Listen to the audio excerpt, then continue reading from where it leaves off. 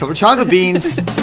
Hi there, and welcome to Grey Muzzle Geekery for the week of April 15, 2019. I am Dusty Red, and with me as always, Dusty White. And we'll get right into the news.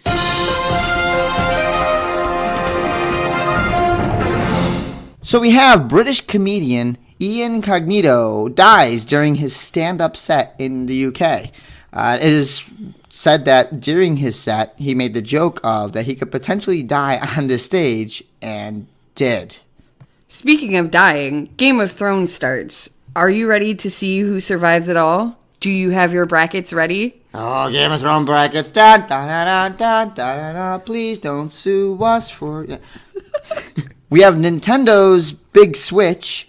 Mario is finally going mobile. Mario Kart Tour and Dr. Mario will launch this summer. And I could hear the theme song of Dr. Mario in my head now. Brian K. Vaughan and Fiona Staples' saga is officially entering its endgame. Season 2 end at 108 comics. Disney Plus is Disney's streaming service is being rolled out and it won't leave you broke at $6.99. And that is our news. So we have some housekeeping here. You start first, Dusty. Wanted to make a correction. We talk a lot about Alliance South Michigan, and when we did our event recap, it was brought to our attention that we kind of like sold one of their plot people short and made it sound like just he was a random NPC. Right. And he's actually on plot. So we want to give apologies to Lewis that you are an amazing plot person, fantastic, and I'm really looking forward to some of your plot lines this upcoming season. Absolutely. And we also want to do a little shout out as we have our first 2 Patreon patrons, donators, generosity folks of Grey Muzzle Fantasticry. I'm making up words here. Look, if I made up geekery, I'm allowed to make up other things. I don't have an English degree, though, so I guess I can't get away with that. But we seriously want to thank Clay and Ryan for supporting our show. And obviously, keep an eye on our Patreon page because we will be figuring out some sort of swag and some other things that we can offer. Some other tiers to give. Oh, we already shed plenty of tears here, so. And so, yeah, well, thank you very much, everyone, and we'll get right onto the show. So I hear there's an interesting weekend that happened. Dusty, do you want to tell us what might have happened? We recently just ended the weekend away at Motor City FurCon in Detroit. Which is great, because if anybody is paying attention to MCFC, there's going to be a lot of football fans wondering what the hell is going on. A lot of hashtags being used. Yeah, hashtag MCFC. Woo, they're wise. They got a tail. So... We are also recording on a Sunday night, which is a little unique for us, as we were planning on doing a roadcast or a road recording. But the weather in the Midwest decided to go, you know what? I like baseball season. And then snow went, shit, I like baseball season too. And so it snowed in the mid of April at the beginning of baseball season. And in the next 48 hours, it's going to be 70. Yeah, no joke. It's going to go right up to like 70 degrees and all this crap is going to melt. It's just nothing but, and it's not even the fun snow. We even talked about it a little bit. Like, it's not even the fun, like, oh, school potentially is closing snow. Or the fun, like, let's make a snowman snow. It's the kind of snow that, like, you still have to go to work and or school in the morning and your socks are kind of wet. For whatever, you could have meat galoshes on and you still got wet feet and like the lower like part of your jeans is kind of still damp and you're like trying to keep it from touching skin. And it's just cold. It's miserable. Ugh. So yeah, obviously with all of that going on, we wanted to obviously enforce and condone safe driving practices and not be distracted by a recording, right? Which I'm good at, but at the same time, I worry about the other idiots that are swerving around because we had a couple people that... I mean, we saw a lot of flip cars. Yeah. We saw a lot of other accidents because people get silly and think that you could drive a... Four-wheel drive doesn't mean four-wheel stop. Also that. And then also, like, it was still rainy enough where it was making noise and then my windshield wipers would beep, beep. Because it's that weird, like, it's just wet enough. But right. Once the second pass of the windshield wipers, it's just scraping, like, this is not good. I'm pretty sure that noise alone is on my soundtrack of hell. Well, it's going to be a ringtone after this. So, So obviously we're going to do a Sunday night cast here. We're a little slap happy. Bear with us. Some of us are slap cup happy.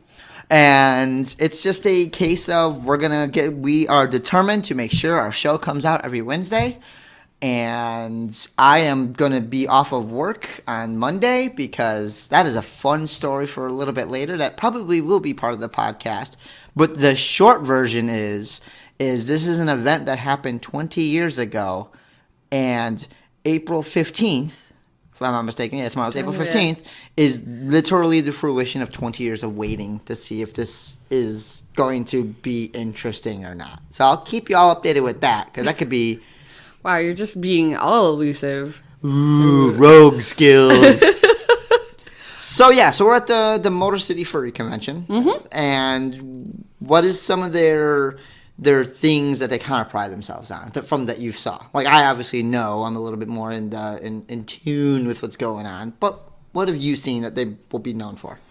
They were known for essentially some of their swag this time around. Oh, this time around, right. Well, they're known as BeerCon. Well, BeerCon, Okay, it was mostly cider. I didn't see a lot of beer, but mostly hard ciders, Then a couple mead. beers. Then an Imperial Stout. The Imperial Which Stout. is beer, technically, but yeah. But we tasted some pretty interesting alcohol this weekend. Are we gonna just address the elephant in the room here? Hey. Okay, got me. Fitting for today's picture too. The coffee? Yeah. What was it? Coffee cider was very interesting. I wouldn't imagine it being something I'd go to a bar and be like, yeah, give me my regular.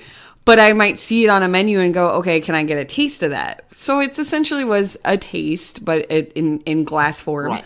And it didn't look or smell like you would have expected to taste. It looked like a mead. I looked expected straight up it like to a cider. be. Yeah, it looked like I just cracked open just whatever apple cider. I almost said a brand name. I'm like, hey, sponsor me, and I will say. # not sponsored, but could be. Well. So it was interesting. It had a coffee finish, for a lack of a better way to describe it. It hit the nose coffee. Yeah. You definitely hit the nose coffee, and then it tasted like apple cider, and then finished coffee. And the verdict is still out. I've definitely heard a full gambit of this is amazing. It tastes like coffee. I've heard a lot of, that's just weird. And then I definitely heard a couple just it smells like coffee, tastes like shit. So you'll get a variety of things. As a coffee fan, I did not mind it. I was glad I tasted it. It was an experience. Yeah. And then what was the other one that... Fruit Braggart? The fruit... Yeah, can't talk. Fruit Braggart. Yep. And it was 18.5 or 18.7. 18 point something % alcohol. And it's a fruit beer mixed with mead, if I'm not mistaken. Yeah. And yeah, it kind of punched you in the face. Whew. I had 2, and you had 2? I had 3. Oof. And then we split the Imperial Stout. Yeah, I knew that the Imperial Stout was going to be a bit much to start drinking, right after doing the Fruit Braggart, which, again, flavor profile is oh, hey, this is fruity and mead. There's a sweetness to it. Oh, absolutely. And now here's a vanilla bean Imperial Stout in your face. I knew it was going to be a contrast. I was let's half glass this and, finish it. But these are all breweries, cideries, meaderies that based the convention, they're based in Michigan. And which, obviously, Motor City FurCon, Motor City, Detroit, just in case anybody has no idea. It's there's Motor City. I don't find it on a map. It's next to Windy City. Just keep looking. And so their convention is known for being a beer con. They obviously market right out the gate. Plus. It's an 18-plus convention where they don't necessarily want kids running around. It's definitely more of an...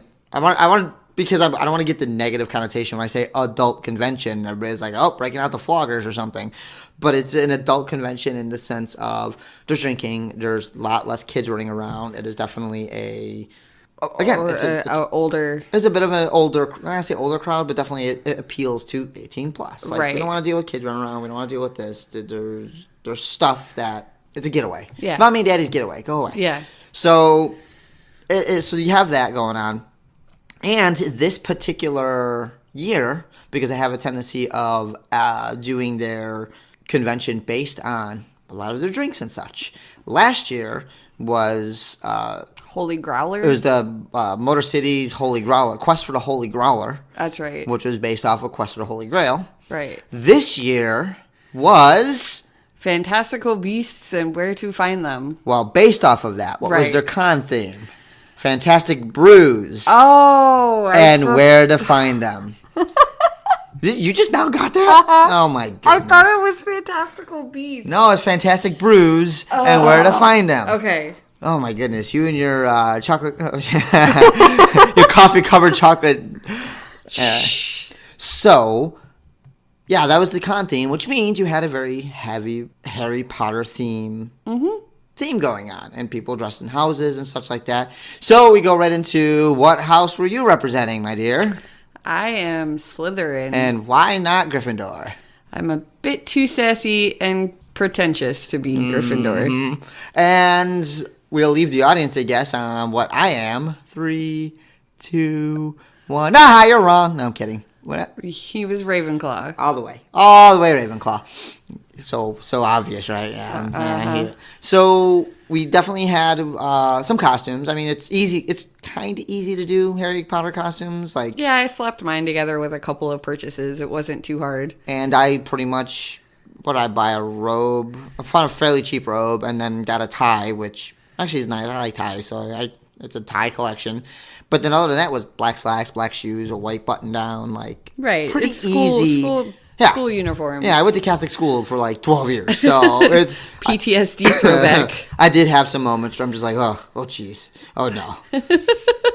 Wait for a nun to come out or something to start screaming at me.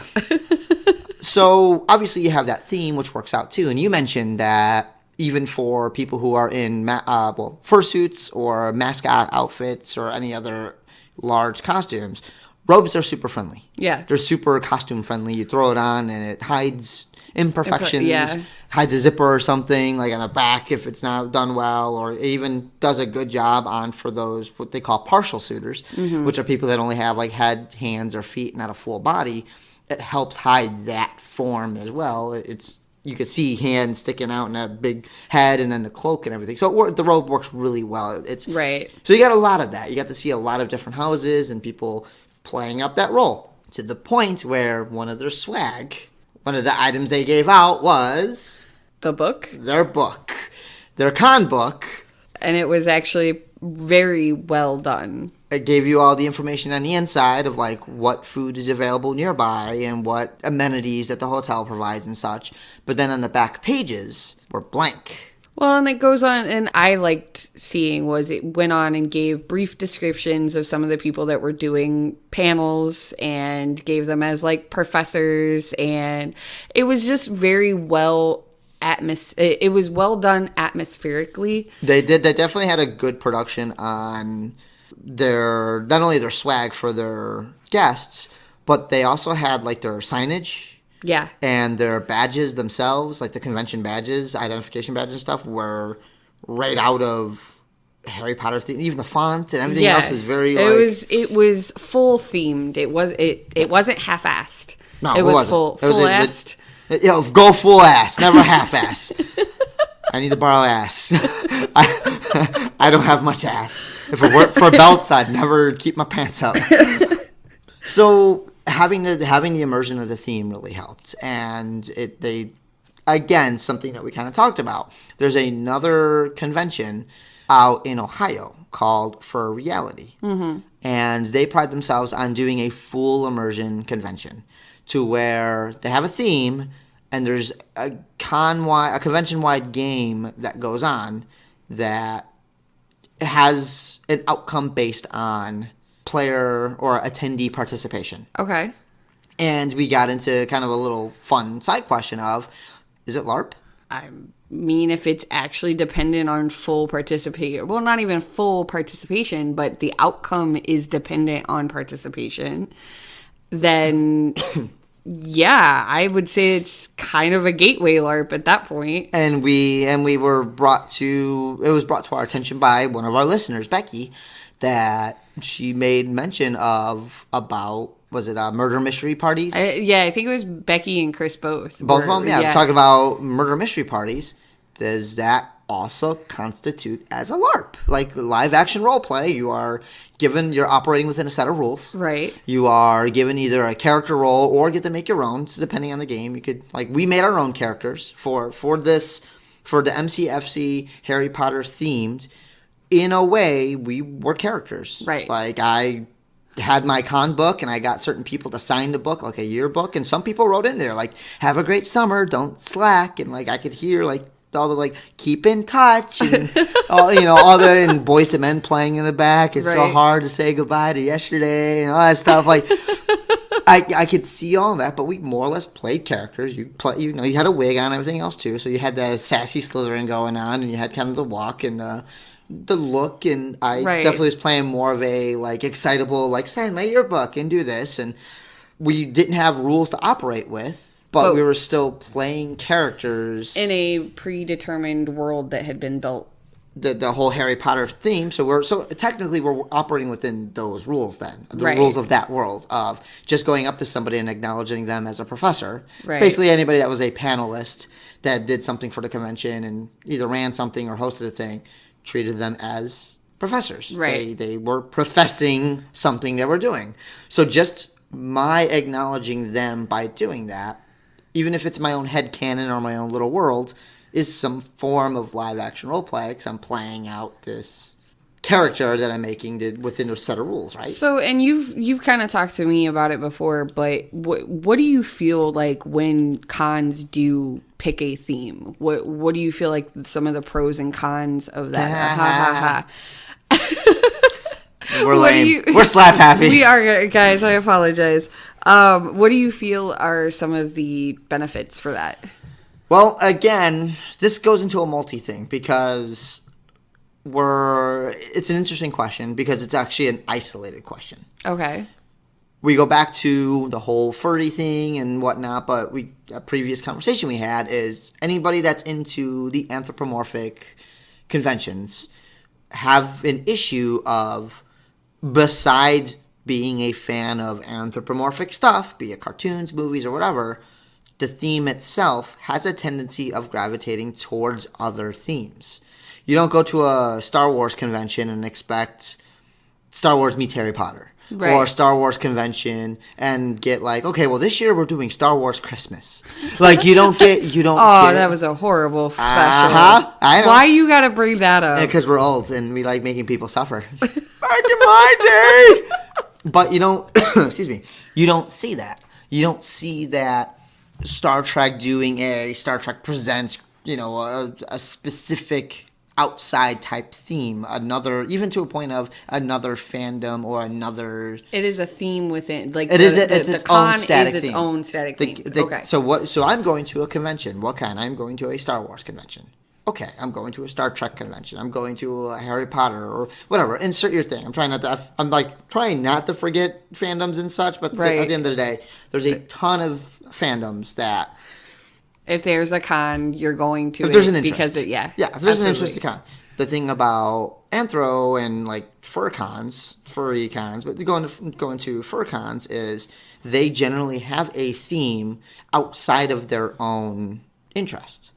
You get niche group, again, furries are a niche group, very, very niche group, that gravitate towards other things. So you will get 80s theme for a convention, or you'll get Back to the Future theme. Horror movie. You'll get a horror. We saw one was a horror movie theme. We did one that was like a murder mystery. The convention played a con-wide game of Clue, where cards were hidden throughout the hotel, and like those cards were marked off a giant check sheet, and you had to figure out your location, your weapon, and your killer in a giant game. 150. Well, it was like 150 names, 7 locations, 7 weapons, and 150 sponsors or super sponsor attendees, and you had to whittle it all down. And it was cool. It was a con-wide game. So then you look into, as you said, like what is the benefit of these themes? Well, without the theme, you're pretty much just within your own space. Right. So you're drawing whatever characters or you're creating whatnot. At least with the themes, the upside is that you are allowing people with their characters in different worlds. Well, I want my character to be in a Star Wars thing. Because the thing, too, we forget about furry to a degree is that a lot of these people have a very, very real attachment to these characters that they make up. Yeah. And they've written books and sure. But we could even let's go away from that fandom and go into something very close. We'll talk about Tom and Jerry for a second. Okay. So Tom and Jerry, when there is the Three Musketeers. Okay. I see where you're So going. it's Tom and Jerry is Anthro, Cat, and Mouse. Mickey Mouse does it too, where Mickey Mouse is a mage. Yeah. Or he's in, space, or he's doing other things. So so you're taking a genre and you're able to grab from other genres. Okay. So you look at the convention the nice thing about it is if you have your character and you draw them in these different themes, it's good for the artist. Because again, I can't remember where I was reading. I think Wall Street Journal or something was talking about like the furry fandom being super positive to indie artists. Yeah. They're super big sponsors on custom art and custom pieces. And I mean, we've got some custom art floating around of characters that we made up, and even for LARPing or for D&D exactly. and all this stuff. Like, I'm pretty sure there's a lot of people here that's listening that's played Dungeons and Dragons or some sort of role-playing game and just knew a guy or a girl or had a friend that drew their character for them. And you're just like, yeah, this is my halfling, or this is my right. It brings something to the character when you can imagine it right, full fleshed out. Exactly. So if you have your character, and especially if you use it as a persona, or you use it for other genres or something, but having that character dressed in different time periods. So obviously I have my fox. Right. And have my fox in a medieval, because I'm more of a medieval style high fantasy medieval type character. That's where I put him in. But I do have art of him dressed up as Freddy Krueger. Right. Because it was for a horror movie, horror theme con. So having that red fox in a Freddy Krueger outfit fits the convention theme. And then you have something else you can get drawn by somebody who's drawn you maybe previously. Sure. And then it's just another style to do. I've got my fox in Blackhawks, gear and stuff like that. So you're able to grab onto other fandoms and other communities, but you're also to grab onto artists and really keep the money rolling by supporting artists and by supporting musicians, because there's songs, like there's Foxes and Peppers. Right. Did a full convention. Holiday, they did a holiday thing, but they did a full con. They did a full con, the musical. Oh, that's right. They did a full musical for a convention. The convention's like, this year it was biggest little fur con, BLFC in Reno, Nevada, which I want to go to because it's fucking Reno. That'd be awesome. Fair. So go to Reno, go to a convention, drink, have fun, have a good time. But they were like, hey, this year we're going to do a theme of a musical. Mm-hmm. And then Foxes and Peppers, so Foxamore and Pepper Coyote, or, Ian O'More and, I think his name's really Jared. Yeah, he's Jared. Yeah, he's on his thing, on his Bandcamp. I'm like, I don't want to sell him out. But they were more or less asked, like, hey, want to help with the musical and whatnot. And they put together a full album, like 12 tracks, 13 tracks, something like that, of a musical. And it was a story. It's a full story. There's actually 3 stories in the whole album. And it's written like a musical, and it's fun. Different song styles and stuff. So, but that was done because of a request to go outside. Hey, this is because of a theme. So that's the major positive about a theme, is that you keep money going. You're able to commission artists, and you're able to get new art or get new stories or create new scenes. It's creativity. You're able to create new things. I mean, we went in costumes. Yeah. Otherwise, the couple of cons that I've gone with you, there's always a chance or opportunity to dress up as a person that doesn't have a suit or a partial or anything, but still feel included, or at least partake in the festivities and kind of get in your own headspace and enjoy it. And one of the things I think we were talking about too is Disney bounding. Yeah. Was very. Oh, that's a very good point. It's Disney, very yeah. akin. Like, well, so for those who don't understand, Dusty, would you be so kind to explain what Disney bounding is?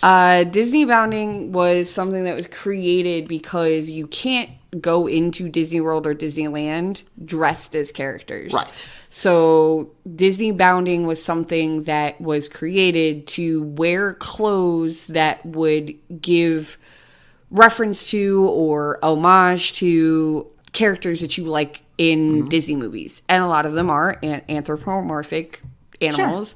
Sure. When I went in Disney World in 2015, I had a gray dress and a yellow bow that I had hot glued a black feather to, and people knew that I was Dumbo. Yep. And I had my friend Janelle went with us, or like we all went together, and she had a green dress on and put a red bow in her hair, and she was Peter Pan. Oh.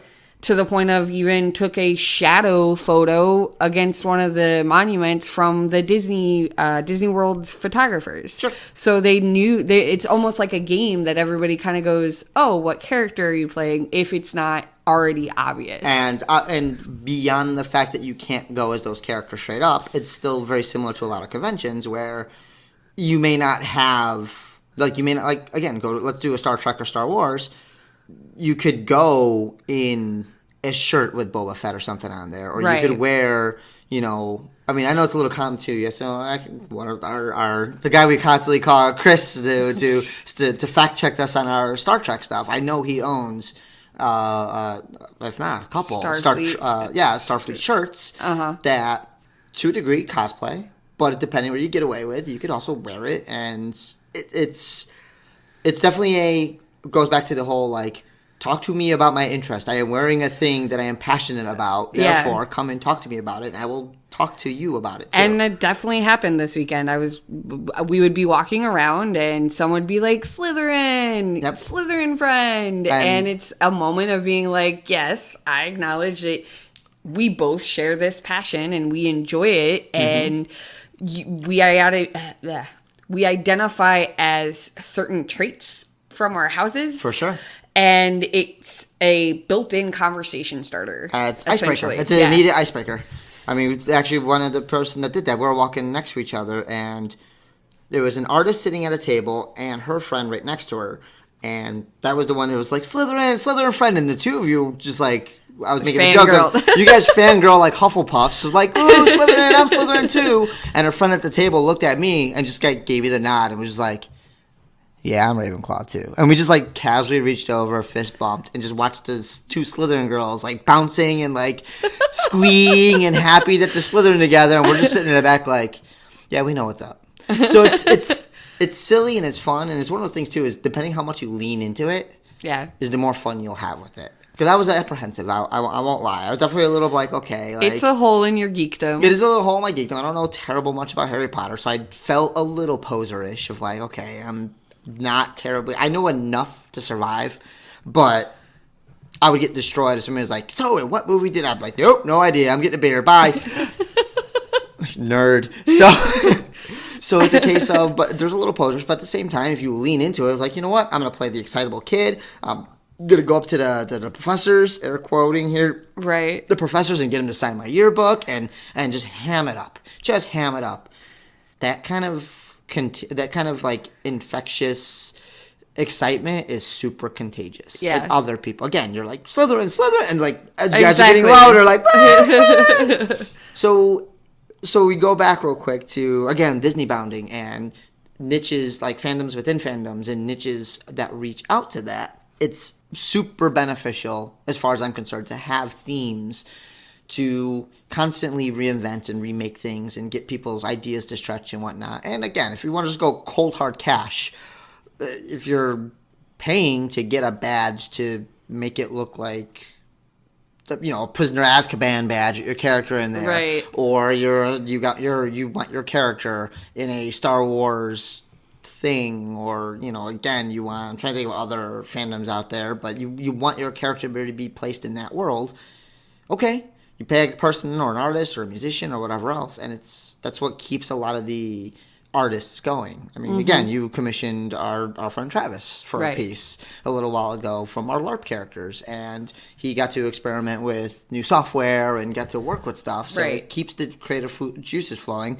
And to brass tacks it, it's money. Like, hey, we'll pay you for your talents, and a lot of those that are into that stuff, especially people who enjoy buying and having that custom art made, have a tendency of being a little liberal on spending the money. Right. Like, and we've actually talked about that as far as that's how somebody like yourself that doesn't necessarily feel like they're able to bring something to the table. Like, you're not an artist, you're not a music composer or anything like that. And we're new podcasters. Woo! Support our page, Twitter.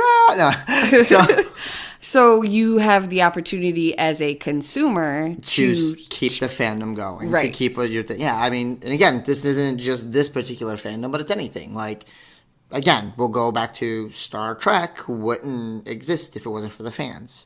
So it's a circle. Yeah. I mean, it's as a long give as and we take. keep buying and we keep supporting, they'll keep making, or the interest is still there. So what's the negative now? For what I see, what the negative is, if you run a convention or you run a theme and the theme is constantly changing, you have a storage room somewhere with last year's props just collecting dust. That's true. It's almost like a high school musical department or a high school theater department. And unless you're breaking every the stuff 6 down, years, you gotta put on the Music Man again. Because absolutely. Because you still got stuff that Fiddler on the Roof this year. We did it 5 years ago. Well, get up there, Timmy, because we had to. Hopefully, you got a size 9 shoe because we're not buying anymore. Like, so that's I didn't even think. So about that. That's one of the major flaws with it is that. If you're gonna spend a budget, so you're gonna do full on medieval style, D&D theme convention, and you go and buy a portable bar, a tavern, and you're doing kegs of root beer, and you got wooden signs and wooden maps and all this stuff to play a very fantasy theme. Well, you even see it in the con store. You got a lot of their swag that you give away the year before that's now is selling price. Because you're trying to still. I mean, push the product. You're still trying to push the product. Like, you're still trying to get your name brand out there as well. But you're hoping that, out of the 1,200 that you had as attendees this year, you get maybe 100 or 200 more from the next year, and they want that swag too. Absolutely. And you also run the thing is it's just going to always be cheaper to order shit in bulk. Oh yeah. So again, one of our favorite First Squared up in Wisconsin. I help with their logistics, so I know how many boxes of cups, mugs, glasses, shot glasses, flasks, posters. Yeah. I know how much stuff they have because it's cheaper to order bulk. But then it's like, please buy this stuff because we're tired of constantly bringing it to the con. Right. Yeah, and there's to a point you look at how much cost is lost on storing this material and hanging on to it. And at what point do you go, we're just dumping it? Right. Because we've been sitting on to it for the last 4 or 5 years. Or do you just keep it around and just like, hey, we've got space. The sneeze? No sneeze. I'm going to ruin it. Oh, she's good. Okay. You better edit that out. Nope, it's staying. So I think this whole episode is just staying as is because I am too lazy to edit it. But, yeah, so it's a case of you do have an overhead. You start to get an overhead and you start getting expensive in terms of what are you doing with this and what are you doing with these products and whatnot. So we'll go back to MCFC because I think we should definitely recap on kind of what we did and what was going on. And so we obviously got there late Thursday night, Friday morning because you had work and got in the car and just drove out that way. We made one stop for chicken nuggets. Nug Venture. Nug Life. Hashtag Nug Life. And got chicken nuggets and coffee, which is also an amazing combination for anyone's digestive tract. Like chicken nuggets with some buffalo sauce and a hot mocha coffee. We make good decisions in our life. I mean, we're doing a podcast, right? So we got onto site and immediately were able to what? Sorry. Okay. Really? Sorry. We have to explain that joke now, but no. Edit that out. Okay. Stoma. Edit that out. So we got onto site, got a little late, but luckily we were able to find parking and get there, and just as that last panel was out. Right. So we got to catch up with our friends and have a couple drinks and just hang. Just very low-key, like, hey, people are starting to show. It's, air quote, Friday morning, 2 a.m. Let's get some sleep. Boom. Got some sleep, woke up, and then registered. Got a registration stuff, pretty awesome. And then began the festivities of, we go and drink now. Yeah, and it's not, I don't want people to think, oh, furries are just people that get together in fursuits and drink, but it's the way to enjoy your con. You're in a safe space. You're not going anywhere. You're in a hotel room. You're in a hotel room. You're in a hotel and you're not traveling, have to travel anywhere. Right. Everything is usually either deliverable or already exists there in the con. And I like you say deliverable because how much money in White Castles? I have never seen as much money was spent on White Castle at 3 a.m. on a Friday night than I did this weekend. That was pretty amazing. I'm not gonna lie. Like a 30 crave case being opened with just lined with cheeseburgers is just, again, drunk food. Right. Yeah, I mean, perfect that's a thing. Drunk food. Speaking of that, you get food trucks now. There was food trucks outside, and there were some really good food trucks out there. I feel like that's a positive in the community, as just food trucks in general are you get them. better. From what I've heard too, that particular hotel also hosts a a Comic-Con of sorts. I don't think it's straight up Comic-Con, but it's a Comic-Con of sorts. And so, do you think the elevators work for that one? Easy there, be nice. Sorry. Positivity. There was a couple of elevator issues, and it slowed things down, especially when you got people on the 8th floor and you're schlepping things up and down stairs. It gets hectic. And it's okay. I know, positivity. So we end up seeing a few panels. Definitely get to see some of our friends. We got some comedy stuff, and again, that's one of those things where we talk about within the fandom as well. A lot of the in the furry fandom, it's a lot of different fan content. It's not like it's a bunch of people getting together watching an episode of a show or talking about an episode of a show. A lot of the stuff is self-created and self-made. Yeah. And so we have, lawyers going on stage doing late night shows. We have 3 different gentlemen doing comedy. Right. The 3-headed monster, and they all do a 15-minute set and do their own comedy bit. We have a number of musicians now, and it seems like the music scene is really starting to blow up in the fandom, where you have a number of musicians come out and occupy the stage for 4 hours, right, playing a variety of music. You have, even myself was playing various kin to Critical Role, right, doing Dungeons and Dragons on air and on stream with charity. People donated money and was able to get favors and boons based on money that was donated that all went to the charity, all went to the puppies and kitties. So, do you want to give a shout out to your artist? Oh yes, and of course Erner, if I can ever, I believe that's how I pronounce it, Erner, Ernor. He does a lot of art for the Dragget Show, which is one of our podcast friends. Yep. They're Hi, Alkali. Xander.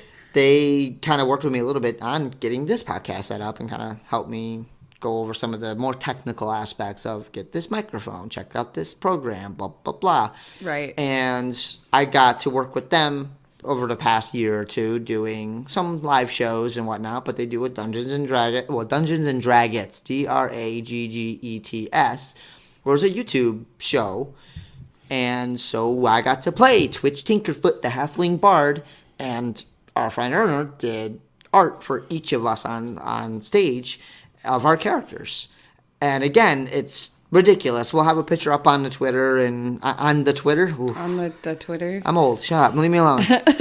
Have you seen them YouTubes? Well, the internet is a series of tubes. No, we're getting there. Anyway. So yeah, it's just fun. We did that. What else did we do? We got to see this late night show where you had a bit much to drink. Shh. You did gracefully stealth puke into a cup. I'll give you that. It helped there was an extra wide mouth, water bottle, but... Anyway, There was a game show, which I like, Iggy. Iggy does a really good Yes. job of, I actually want to see, we should talk to him about being on the show, but That'd be nice. He does a really good job of being like a show host. Yep.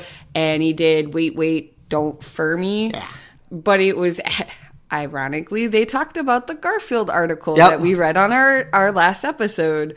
But it was cool to see that, because you can tell, again, somebody takes something that they feel passionate about and they go, how can I share this passion And make it my own in some way too. and become a panelist? Yep. And we've seen it done at First Squared by our friend Nick, and he does, leatherwork and what is LARPing. Yep. To get people just interested and go, this is how you get other people interested in your passion, and that's how your passion can grow and even expand.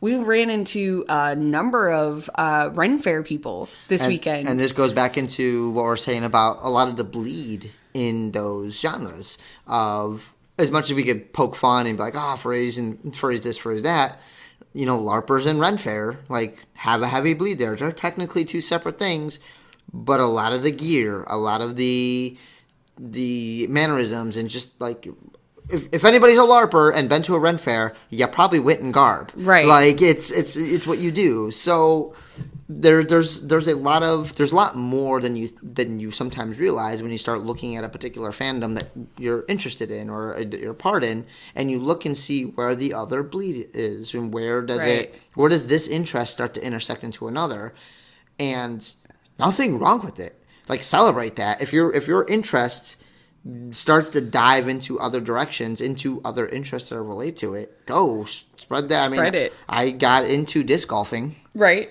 Because of Ingress, which later Pokemon Go, but I was playing Ingress, playing Pokemon Go, and my brother-in-law is like, where were you at? More or less, like, where'd you find all these things? And I'm like, I was at this park, and he's like, it's disc golf park. I'm like, what?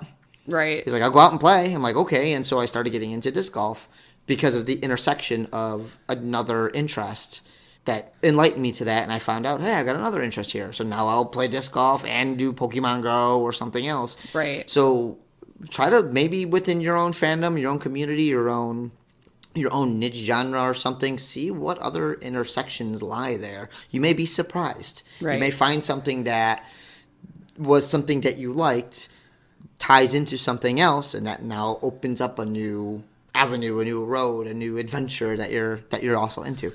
I actually went up to one person was dressed as a fawn or type, like, fairy creature, and on our flyer we have one of the players from Alliance Somi that plays a deer wildkin, Right.